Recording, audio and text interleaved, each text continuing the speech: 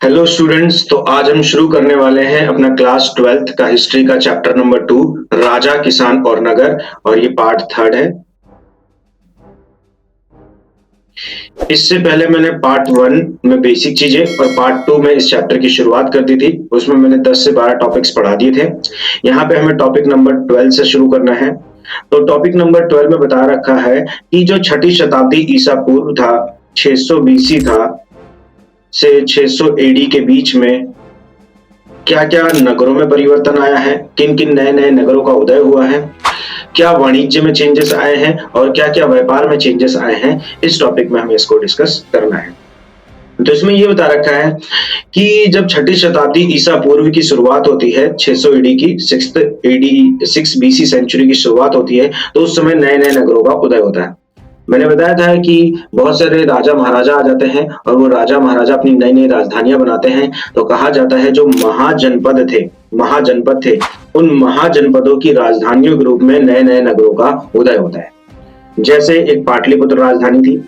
पाटलिपुत्र राजधानी क्या था? नदी मार्गों पर स्थित था, जिससे दूसरे क्षेत्रों में जाकर व्यापार किया जाता था।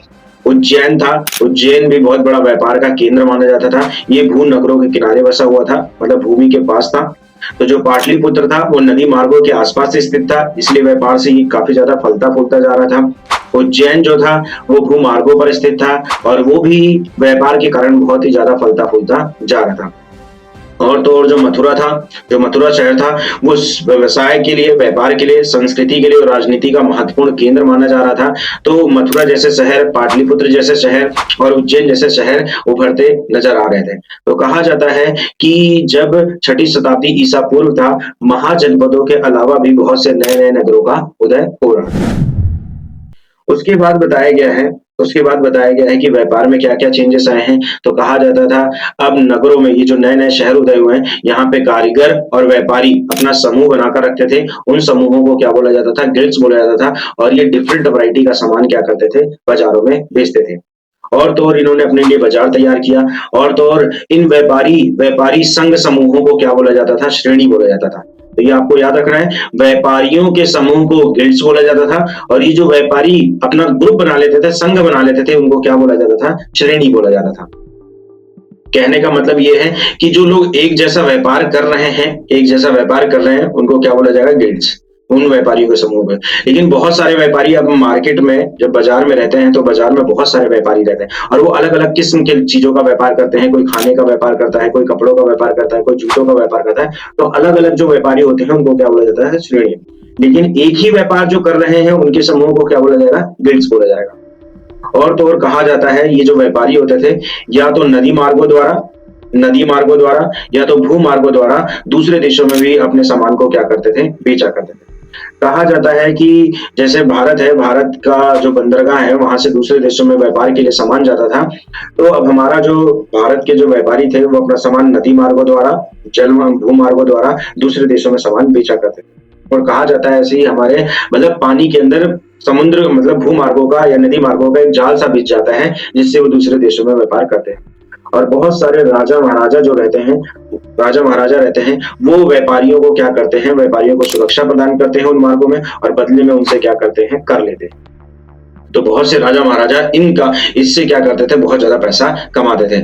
और हमारा बहुत सारा सामान समुद्री मार्गों द्वारा रोमन साम्राज्य जाता था। रोमन साम्राज्य में क्या क्या जाता था? काली मिर्च जाती थी, मसाले जाते थे, कपड़े जाते थे, जड़ी बूटियां जाती थी, क्योंकि रोमन साम्राज्य में इनकी भारी डिमांड थी। तो कहा जाता है कि छठी शताब्दी ईसा पूर्व के बाद हमारा जो व्यापार है दूसरे देशों के साथ बढ़ गया था।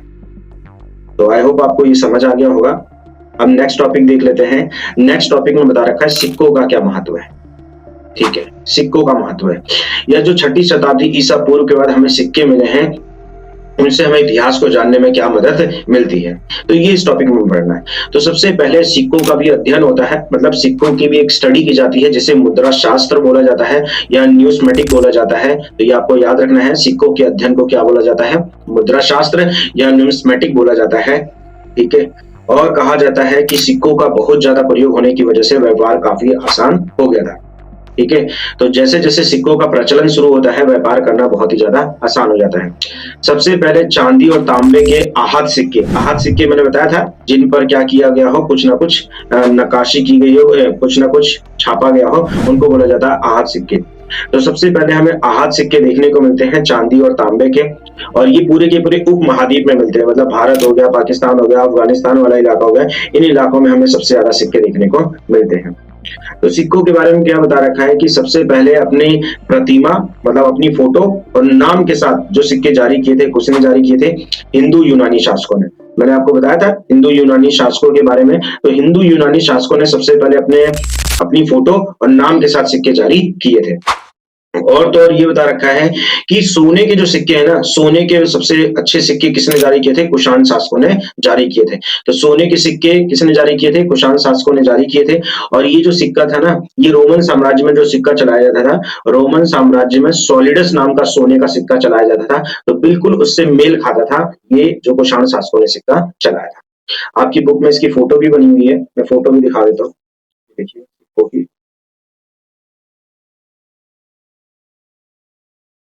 ये रहा, ये रहा, सबसे पहले ऐसे सिक्के छापे गए थे, ठीक है। फिर उसके बाद ये देखिए गुप्त, ये इस टाइप के सिक्के छापे गए थे, इनको बोला गया आहत सिक्के। देखिए इन पे कुछ ना कुछ करके नक्काशी करके, मतलब सुंदर सी आकृति बनाई गई है, इनको बोला गया है आहत सिक्के, ठीक है। और फिर उसके बाद हम पढ़ेंगे ये ये रहा। और कहा जाता है कि भारत में सबसे भव्य सोने के सिक्के, मतलब सोने के सिक्के किसने चलाए थे? कुषाण शासकों ने। और वो 4.5 ग्राम शुद्ध सोने के बने होते थे, जैसे रोमन साम्राज्य में हमें देखने को मिलते हैं। लेकिन कहा जाता है सोने के सबसे भव्य सिक्के, सोने के सबसे सुंदर और सबसे भव्य सोने के सिक्के किसने चलाए थे? गुप्त शासकों ने चलाए थे। हाँ, गुप्त शासकों ने, जिसमें बताया था मैंने, समुद्रगुप्त, चंद्रगुप्त, विक्रमादित्य थे। तो कहा जाता है कि सोने के सबसे भव्य सिक्के किसने चलाए थे? गुप्त शासकों ने चलाए थे। और गुप्त काल को भारत का स्वर्णिम काल भी माना जाता है। तो ये आपको याद रखना है, स्वर्णिम काल किसको बोला जाता है? गुप्त काल को। ये देखिए उनके जो सिक्के थे कुछ इस टाइप के थे, ये देखिए कितने भव्य देखने को मिल रहे हैं सिक्के, इस टाइप के सिक्के थे। तो एक तरफ देवी देवताओं की, एक तरफ अपनी कुछ ना कुछ कलाकृति बनी होती थी। तो इस टाइप के हमें सिक्के देखने को मिलते हैं गुप्त काल के, ठीक है। तो आई होप आपको अच्छा समझ आ रहा होगा। तो कहा जाता है कि सिक्कों के बारे में आपको ये पूरा याद रखना है। तो सबसे पहले नाम, प्रतिमा और नाम के साथ सोने की, सबसे पहले प्रतिमा और नाम के साथ सिक्के किसने जारी किए थे? हिंदू यूनानी शासकों ने। सोने के सिक्के किसने जारी किए थे? कुषाण शासकों ने जारी किए थे। और ये सिक्का रोमन साम्राज्य में जो सिक्का चलाया जाता था उससे बिल्कुल मेल खाता था। सॉलिडस नाम का रोमन साम्राज्य में सिक्का होता था, उसके ही जैसा होता था हूबहू। सोने के सबसे भव्य सिक्के किसने चलाए थे हमारे देश में? कुषाण शासकों ने चलाए थे। और कुषाण कह रहा हूं, गुप्त शासकों ने चलाए थे। सोने के सबसे भव्य सिक्के गुप्त शासकों ने चलाए थे। और गुप्त काल को भारत का स्वर्णिम काल माना जाता है, ये आपको याद रखना है।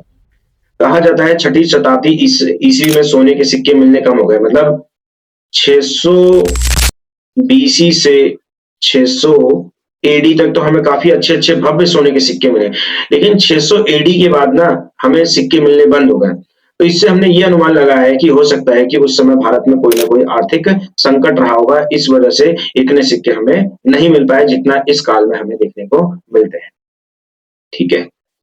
तो आपको समझ आ गया होगा। अब अगला टॉपिक देखते हैं, अभिलेखों का, अभिलेख क्या होते हैं, ठीक है। तो अभिलेख क्या होते हैं, अभिलेखों का क्या महत्व है और इनकी सीमाओं के बारे में बताना है। तो वेरी इंपॉर्टेंट टॉपिक है, एग्जाम में काफी बार आया है लिखने के लिए, तो आपको ये याद करना है बिल्कुल बढ़िया से। तो बताया गया है अभिलेख क्या होते हैं। जो पत्थरों पर, किसी धातु पर या मिट्टी पर या दान पत्र पर जो लेख लिखे हुए होते हैं, जो राजा महाराजा, पुराने राजा महाराजा होते हैं, वो अपने संदेशों को, अपने उपदेशों को या किसी चीज का उन्होंने उद्घाटन किया होता है, उसको पत्थरों पर, धातुओं पर, मिट्टी पर, दान पत्रों पर लिखवा लेते हैं, उसको क्या बोला जाता है? अभिलेख बोला जाता है। और जैसे सिक्कों के अध्ययन को मुद्रा शास्त्र बोलते हैं, न्यूस्मेटिक बोलते हैं, उसी तरीके से इन अभिलेखों का भी अध्ययन किया जाता है, इंस्क्रिप्शंस का भी अध्ययन किया जाता है। इन इन अभिलेखों के अध्ययन को बोला जाता है अभिलेख शास्त्र। क्या बोला जाता है? अभिलेख शास्त्र। इंग्लिश में बोला जाता है ना, इपिग्राफी बोलते हैं, ठीक है। तो आपको ये याद रखना है, इपिग्राफी होती है अभिलेख शास्त्र। और इन ये जो अभिलेख है इनका बहुत ही ज्यादा महत्व है हमारे हिस्ट्री में।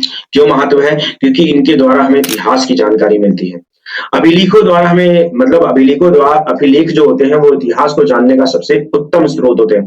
कहा जाता है सम्राट अशोक के जो अभिलेख हमें मिले हैं उसी के द्वारा हमने मौर्य काल के बारे में बहुत कुछ जानने को हमें मिला है। तो इतिहास को जानने का बहुत ही इंपॉर्टेंट सोर्स माने गए हैं अभिलेख।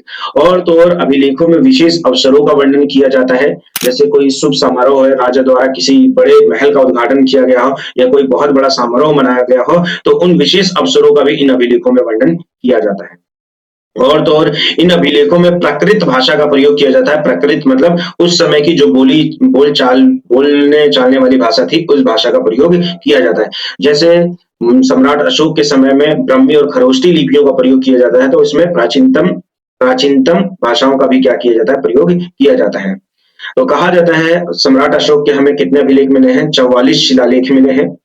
44 शिलालेख मिले हैं, ये आपको याद रखना है। 44 शिलालेख मिले हैं और इससे हमने इतिहास के बारे में बहुत कुछ पता लगाया है। और तो और कालिंग युद्ध का जो वर्णन है वो हमें कौन से शिलालेख में मिलता है? 13वें शिलालेख में मिलता है। तो ये जस्ट आपको एक नंबर के लिए याद करना है, कालिंग युद्ध का वर्णन कौन से शिलालेख में मिलता है? 13वें। तो अभिलेखों का जहां महत्व है कि इससे हमें इतिहास की जानकारी मिलती है, विशेष अवसरों का वर्णन मिलता है, प्राकृत भाषा का और पुरानी भाषाओं के बारे में हमें जानने का सोर्स मिलता है, इतिहास को जानने का सोर्स मिलता है, वहीं इसकी कुछ कमियां भी हैं। तो कमियां क्या है? कमियां भी आपको याद रखनी है। तो सबसे पहले अभिलेखों का अर्थ निकालना। अब अभिलेखों का अर्थ निकालने का मतलब क्या है कि अभिलेखों में बहुत ही प्राचीनतम भाषा का प्रयोग किया जाता है और कई बार इन अभिलेखों का जो अर्थ है वो निकालने में कई शताब्दियों का समय लग जाता है। जैसे सम्राट अशोक के अभिलेख लिखे कब गए थे? बहुत पुराने अभिलेख थे, लेकिन उनके बारे में हमें कब पता लगा? अब जाकर मतलब 19वीं शताब्दी में, 18वीं से 19वीं शताब्दी में हमें उसके बारे में पता लगता है। तो इनका अर्थ निकालने में हमें बहुत ज्यादा दिक्कत आती है। जैसे ये देखिए, यहाँ पे ये अभिलेख है, ये दिख रहे हैं ये अभिलेख। मैंने बताया इनका अर्थ किसने निकाला था? जेम्स प्रिंसेप ने निकाला था। लेकिन ये लिखे कब गए थे? करीब 2-3 हजार साल पहले लिखे गए थे, 2-2.5 हजार साल पहले लिखे गए थे। लेकिन इनका अर्थ कब निकाला गया? 1838 में। वो भी किसने निकाला? जेम्स प्रिंसेप ने निकाला। तो इनका अर्थ निकालने में कई शताब्दियां लग जाती हैं। तो ये सबसे बड़ी इसकी क्या है? कमियां हैं। और दूसरी सबसे बड़ी कमी क्या है? अभिलेखों के बारे में आम अवसरों का वर्णन नहीं किया जाता है। आम अवसरों का वर्णन नहीं किया जाता है, केवल और केवल किसका वर्णन किया जाता है? कि विशेष अवसरों का वर्णन किया जाता है। ठीक है, तो अभिलेखों में दैनिक कामकाज का कोई वर्णन नहीं किया जाता, केवल विशेष बातों का ही वर्णन किया जाता है। और अभिलेखों में लेखकों के बारे में भी कोई जानकारी नहीं मिलती है, ये भी इसकी क्या है? सीमा है। और कई बार अभिलेखों में राजा का बड़ा ही अतिशयोक्तिपूर्ण वर्णन किया जाता है। मतलब राजाओं का जो वर्णन है, और राजा अपने बारे में लिखवा रहा है तो राजा किसी भी चीज का जो वर्णन करता है वो बढ़ा चढ़ाकर करता है। तो अभिलेखों में राजा महाराजा जो होते हैं वो अपना वर्णन बढ़ा चढ़ाकर करते हैं, इस वजह से भी इनको पूर्णतः सत्य नहीं माना जाता। और ऐसे बहुत से अभिलेख हैं जो समय के साथ क्या हो जाते हैं? नष्ट हो जाते हैं।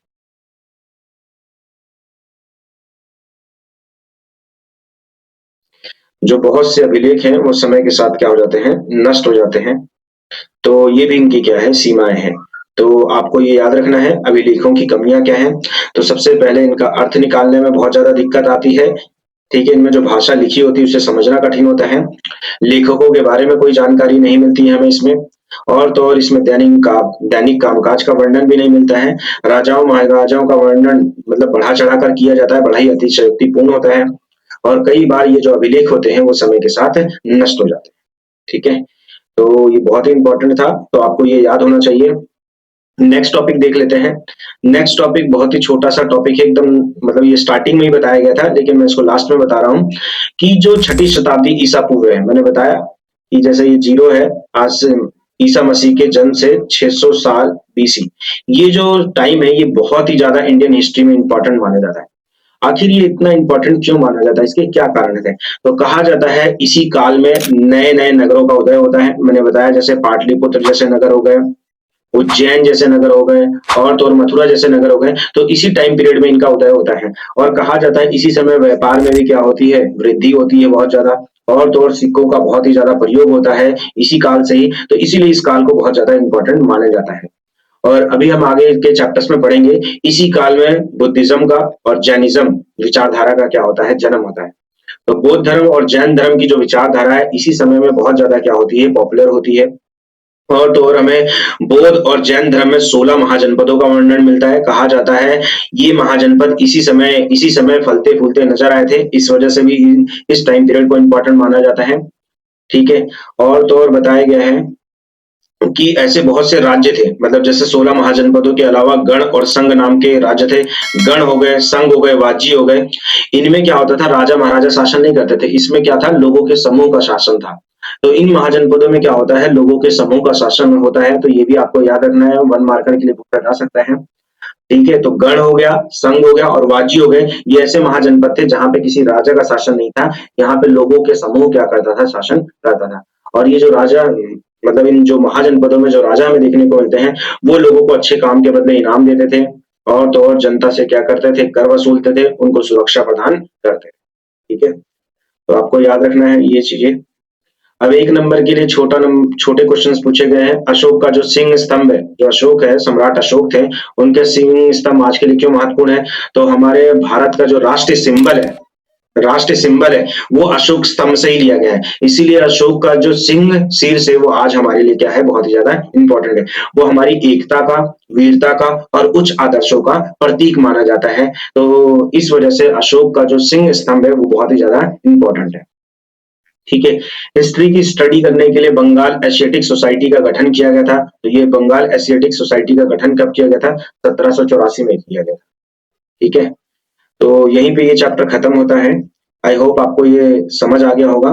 तो इस पार्ट में इतना ही करते हैं, बाकी देखेंगे नेक्स्ट क्लास में।